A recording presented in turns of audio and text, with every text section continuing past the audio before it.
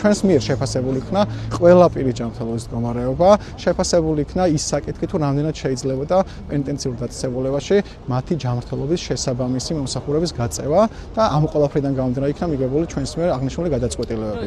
რაც შეეხება ბრალდებულებთან დაკავშირებით იყო შედარებით ნაკლებად მკაცრი მდგომარეობა, მაგალითად ქალბატონ ნიასთან დაკავშირებით, მაგრამ ევასთან დაკავშირებით იგივე მდგომა არ გაქვს. მათ შორის სხვა ბრალდებულიც არის, რომელიც აგრეთვე დაადასტურა როგორც ერთხელ უკვე მოგახსენეთ, მიდგომებს შორის როგორ მიჯნავს როგორც ერთხელ უკვე მოგახსენეთ,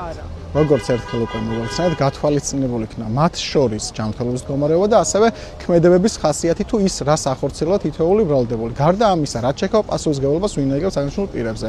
მინდა გითხრათ, რომ პენიტენციურ დაწესებულებაში არის შესაბამისი პირობები, რომ ნებისმიერ პირს, რომელიც პატიმრობაში იმყოფება, გაუწიონ სათანადო დახმარება და რაც შეეხება პასუხისმგებლობას, აღნიშნულ პირებს სანამ დანაშაული ჩაიდენდნენ, მანამდე უნდა ვიფიქრათ, თუ რა დაავადებები ჰქონდათ, რა ჯანმრთელობის მდგომარეობა ჰქონდათ, რა ქონებრივი მდგომარეობა ჰქონდათ და ვიდეოებში კარგად ჩანს, რომ არც ერთ მათგანს იქ არც გადაადგილება უჭირს და არაფერი. და რაიმე ჯანმრთელობის მდგომარეობა მათ არ ეტყობა. და ამიტომ პირველ რიგში მათ უნდა გაითვალისწინებინათ ის, თუ რა ჯანმრთელობის მდგომარეობა ჰქონდათ, რა იდგა მათ უკან.